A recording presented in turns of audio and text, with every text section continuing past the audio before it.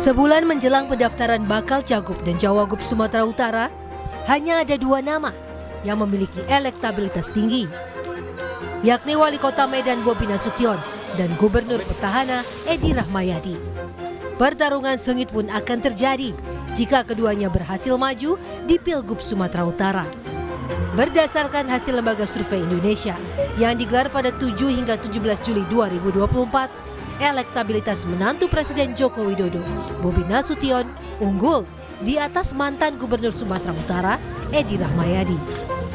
Elektabilitas Bobi mencapai 34,2%. Disusul Edi Rahmayadi di posisi kedua dengan 15,1%.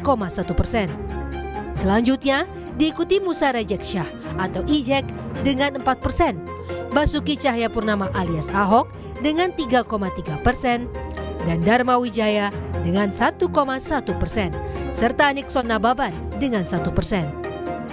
Direktur Eksekutif Lembaga Survei Indonesia Jayadi Hanan mengungkap kenapa hanya dua nama tersebut yang menonjol dari hasil survei. Jayadi menyebut Bobi dan Edi sangat populer di Sumatera Utara. Meski keduanya populer, namun tingkat kesukaan responden Bobi lebih unggul ketimbang kepada Edi Rahmayadi. Nah, kalau kita lihat di sini, mengapa dua nama yang paling menonjol yaitu Bobi dan Edi? Jawabannya karena dua itulah yang paling populer di Sumatera Utara. Disusul baru nama Ijek. Tapi mengapa untuk sementara ini Bobi yang lebih unggul kalau lihat dari angka ini? Karena tingkat akseptabilitas Bobi lebih tinggi dibandingkan tingkat akseptabilitas Edi Rahmayadi. Ini penjelasannya. Jadi walaupun sama-sama populer, itu tingkat akseptabilitas Bobi sedikit lebih tinggi dibandingkan dengan tingkat akseptabilitas dari Edi Rahmayadi. Itu yang menjelaskan mengapa sementara ini Edi ketinggalan dibandingkan dengan Bobi Afif Nasution. Ketua DPP PDIP Jarod Syaiful menyebut hasil survei tidak menjadi tolak ukur bagi PDIP. Jarod berpendapat hasil survei tak lebih hanya menjadi alat pemetaan sementara.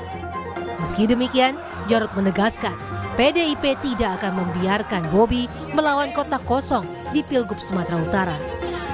Sebab, kata dia, PDIP bisa mengusung calon sendiri. Yang jelas adalah PDI Perjuangan itu bisa mengusung calonnya sendiri. Dan kita seperti sampaikan menangkap aspirasi dari Ketua DPD PDI Perjuangan gitu ya, Sumatera Utara, Pak Rapidi dan kawan-kawan ya, tidak akan PDI Perjuangan membiarkan Bobi melawan kotak kosong. Hingga kini 7 partai telah menyatakan dukungannya kepada Bobi Nasution di Pilgub Sumatera Utara. Ketujuh partai itu antara lain PKB, Golkar, Gerindra, Nasdem, PAN, Demokrat, dan P3. Sementara mantan Gubernur Sumatera Utara Edi Rahmayadi belum mendapatkan dukungan resmi dari partai politik.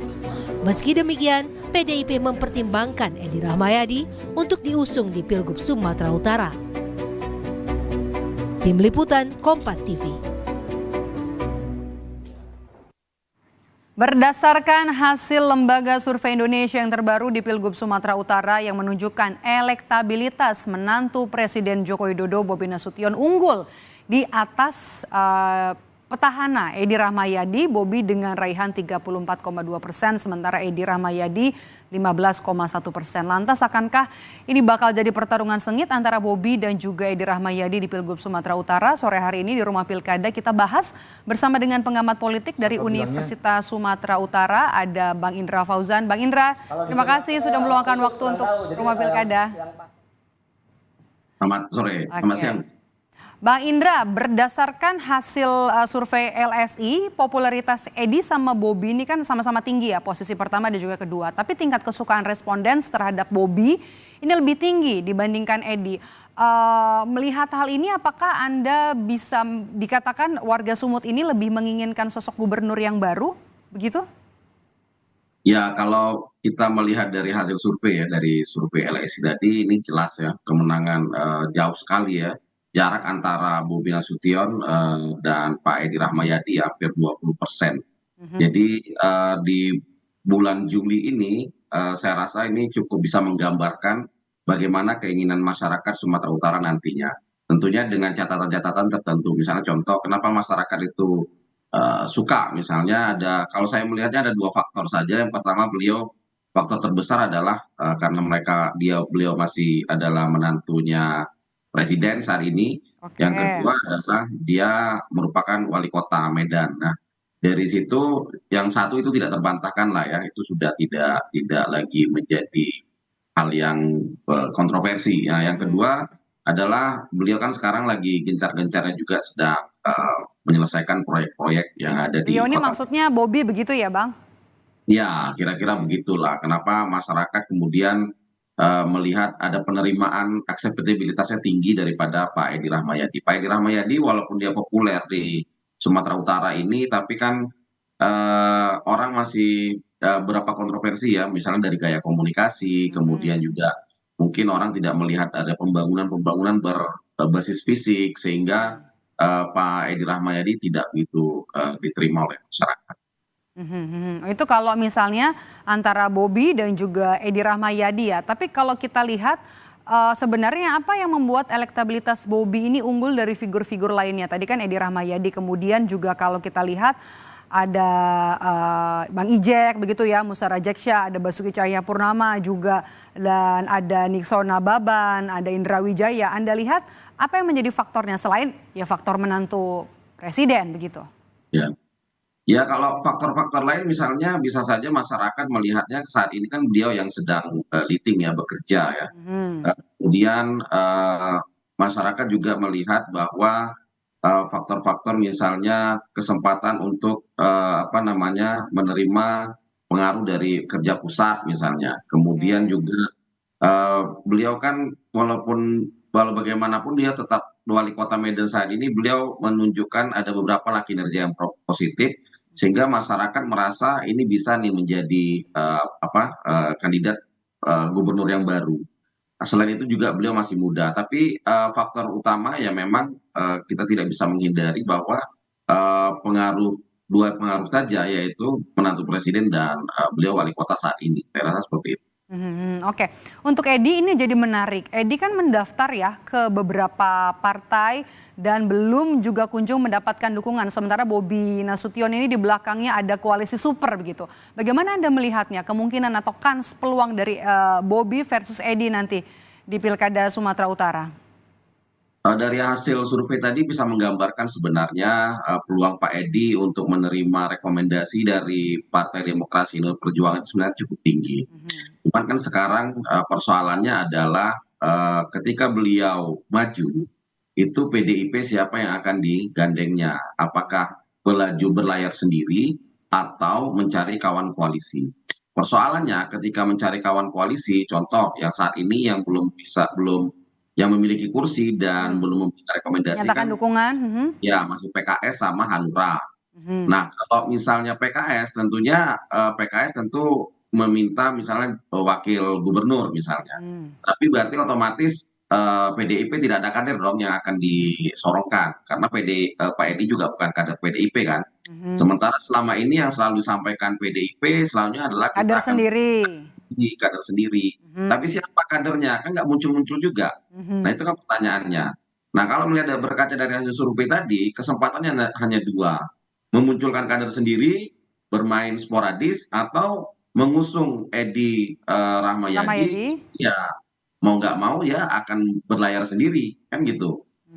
Jadi siapa yang akan menjadi kegalauannya PDIP itu adalah mereka terjebak dengan omongan bahwa mereka akan mengusung dari kader mereka Tapi sendiri. kansnya Edi Rahmayadi ini kan ada di posisi kedua ya dari sisi elektabilitas di bawahnya Bobi Nasution meskipun baru 15,1%. Ya, saya rasa kalau mau di-guide juga dengan Pak Edi Rahmayadi, ya di Pak Edi Rahmayadi ya dimerahkan dulu, kira-kira seperti itu agar bahasa kader mereka sendiri itu muncul gitu kan. Tapi kalau misalnya Pak Edi Rahmayadi tidak menjadi bagian, tidak memiliki KTA PDI Perjuangan, maka akan Sulit. berat untuk jelas PKS mungkin tidak akan mau bergabung kan seperti itu. Bisa jadi Hanura akan bergabung, tapi ya kejadiannya kayak di 2018, bukan dari kader Hanura juga, kira-kira seperti itu. Harus rela Ketika ya. Jarod Oke. dengan Sihar, kan dua-duanya dari PDI Perjuangan. Nah, dilemanya PDI Perjuangan seperti itu, karena mereka berat untuk mengusung kader mereka sendiri pada saat ini. Mereka tidak punya sosok figur kader yang di Sumatera Utara ya, lokal ya. Bisa saja mereka kan selama ini menyebut ada Pak Andika dan lain sebagainya, Pak Ahok.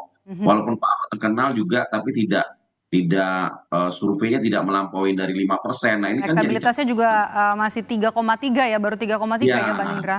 makanya ini jadi dilema tersendiri bagi PDI Perjuangan untuk mengusung Edi Rahmayadi. Siapa wakilnya? Itu saja. Tapi ketika misalnya mereka ingin mengusung dari mereka sendiri, Pak Edi, saya rasa otomatis bisa saja bukan Pak Edi.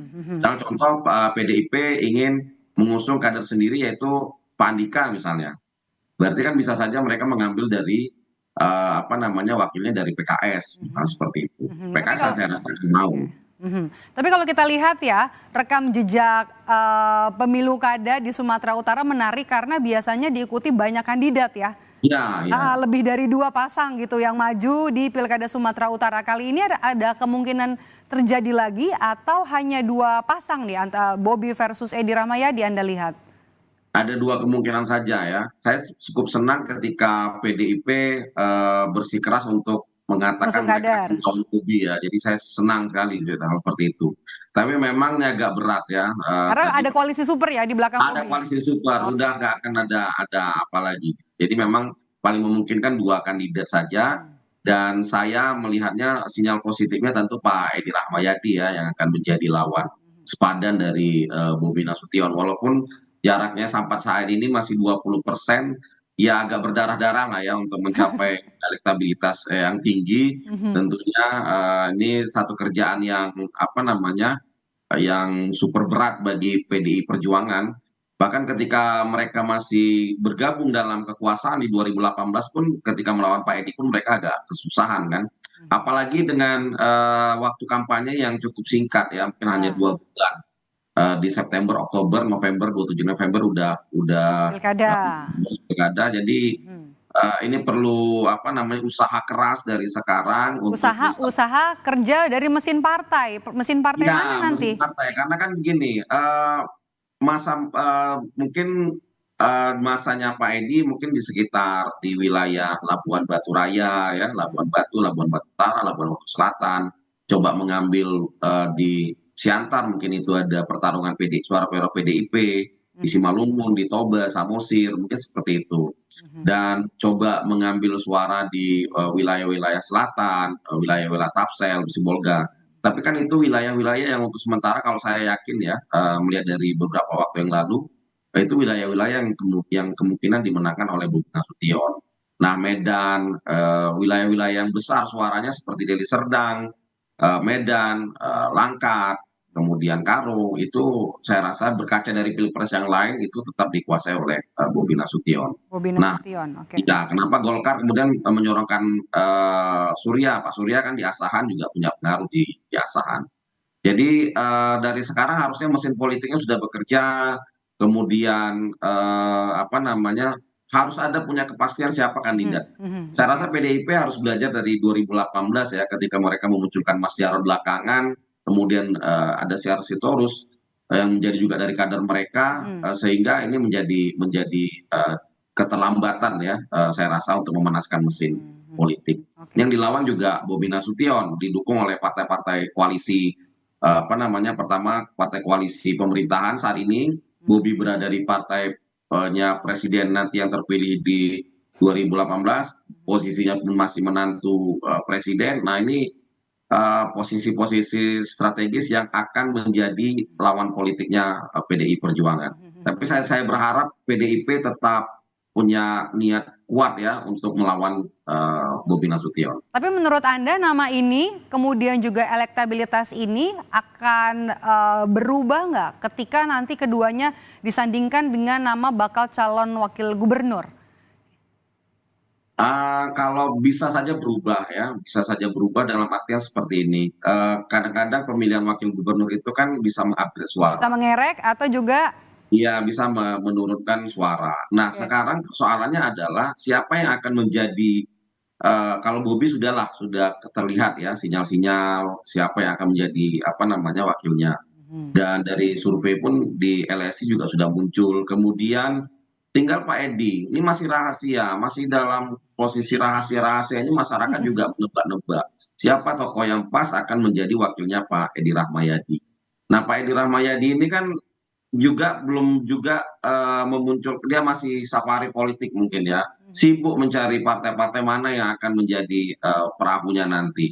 Nah, menjadi wakilnya ini tentunya punya catatan-catatan khusus. Itu tadi, apakah PDI Perjuangan akan mengusulkan dari internal kader mereka atau kawan koalisi mereka? Kawan koalisi mereka siapa? Kawan koalisi mereka PKS, tentunya PKS punya punya apa namanya ya, beberapa kader mungkin yang bisa disorongkan. Hal seperti itu. Kemudian Hanura, kalau Hanura saya rasa dengan 4 kursi Raihan kalau kursi. Oke. ya di DPRD Sumatera Utara juga tidak punya positioning yang cukup kuat ya untuk menyuruh siapa sih kader yang ingin mereka sorongkan. Nah, jadi kalau saya melihatnya bahwa ini harus segera diungkap, ini sudah bulan Juli, kampanye juga waktunya terbatas, jadi saya rasa perlu penguatan dari internalnya PDIP, perlu istiqomah, perlu keberanian, perlu juga apa namanya penetrasi politik yang kuat lah ya untuk melawan koalisi besarnya Bobi Nasution. Dan ini perlu catatan yang penting bagi PDI Perjuangan. Oke. Kalau kita lihat nih hasil dari survei LSI untuk simulasi pilihan calon gubernur semi terbuka, ada 41,2% ya yang memilih Bobi nih, Bang Indra. Kemudian responden yang menyatakan akan memilih Edi 2,1%. Apa yang Anda bisa lihat ini untuk pertanyaan semi terbuka? Ya kalau dia dari pertanyaan top of mind, kemudian semi terbuka seperti itu, kemudian juga ada simulasi-simulasi yang selalunya dimenangkan oleh Bobi Nasution. Ini saya rasa memberi gambaran bahwa Bobi Nasution bisa lah percaya diri untuk memenangkan kursi gubernur saat ini. Dan ini makanya jadi catatan juga bagi Pak Edi Rahmayadi. Apakah beliau memang percaya diri ya melihat hasil survei ini untuk melawan Bobi Nasution. Walaupun dia bilang malaikat pun akan dia lawan kan seperti ini. Berarti ini catatannya buat partai begitu ya, Bang Indra? Iya, ini catatannya buat partai politik ya. Jadi saya rasa dengan kepercayaan diri Mas Jarod tadi yang mengatakan mereka akan mengusung apa namanya melawan Kader Bobi, sendiri. Ya mereka akan merubah strategi politik mereka lah, mencari figur yang tepat untuk bisa menaikkan elektabilitas dari kandidat yang akan mereka usung. Karena 20% itu cukup jauh ya. Jadi apa namanya capek lah ini kerja capek, kemudian berdarah-darah juga, kemudian ya hasilnya untuk mengupgrade suara atau mendowngrade suara Bobi itu juga agak susah ya. Saya rasa seperti itu. Oke, 30 artinya kan kalau dari survei elektabilitas 34,2% ini warga Sumatera Utara tidak ingin petahana Edi Rahmayadi kemudian menjabat kembali di Pilgub Sumatera Utara. Nah, kalau Anda lihat dari hasil survei ini, kemungkinan juga nanti mungkin bisa menurun elektabilitas seorang Bobi Nasution ataupun juga bisa terdongkrak naik dari partai di luar dari koalisi super ini yang akhirnya belum bisa mendorong nama yang akan diusung di Pilgub Sumatera Utara. Ya kalau kita melihat agak susah sekarang ya karena soliditas dari partai pengusung Bobi Nasution ini kan udah sangat jelas ya, sangat solid ya. Mungkin pembicaraan mereka terkait dukungan siapa yang menjadi wakil gubernurnya Bobi Nasution saja, itu pun hanya Demokrat dan PKB saya rasa ya. Bagi ini catatan yang pentingnya cuma dari siapa yang akan menjadi lawan Bobi Nasution saat ini. Meskipun ada catatan ya, Bang Indra dari PDI Perjuangan kalau Bobi tidak akan lawan kota kosong nanti di Pilkada Sumatera Utara. Itu saya rasa catatan penting ya bagi masyarakat Sumatera Utara, sehingga mereka tahu nih pilihan siapa yang akan menjadi alternatif bagi menjadi pilihan alternatif ya terhadap Bobi Nasution. Karena kalau sendirian juga ini agak susah ya, nggak akan mungkin apa namanya ya kota kosong gitu ya, agak lain lah ya perasaannya kalau Bobi melawan kota kosong, kira-kira seperti itu. Ada petahana. Lain bahasanya begitu ya, Bang Indra ya. Karena perlu didorong lah. PDIP juga harus berani ya. Tinggal mereka harusnya menjadi lawan sepadan ya bagi Bobi Nasution. Tinggal siapa tokoh yang akan mereka usung untuk menjadi lawan Bobi Oke. Nasution. Jadi Anda lihat peta politik Pilgub Sumatera Utara masih bisa berubah ya dengan 3 partai yang belum menyatakan dukungannya ya, ada Hanura, Ya, PKS dan juga PDI Perjuangan. saya rasa peta politik akan mengupgrade sedikit lah ya apabila misalnya Pak Edi wakilnya mungkin dari PKS, setidaknya PKS ini kan punya kader ya yang punya citra positif juga gitu. Jadi tinggal bagaimana PDIP legowo ya untuk melepaskan peluang mengusung dari kader mereka.